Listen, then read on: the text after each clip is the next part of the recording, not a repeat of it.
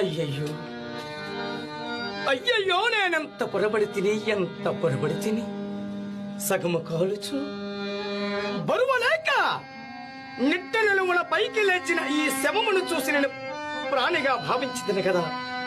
అయ్యయ్యో అయ్యయ్యో, ఈ కళేవరము దుస్థితి ఎంత జాలిం గలుపుచున్నది. మాయా అమ్మేయ జగంబె నిత్యమని సంభా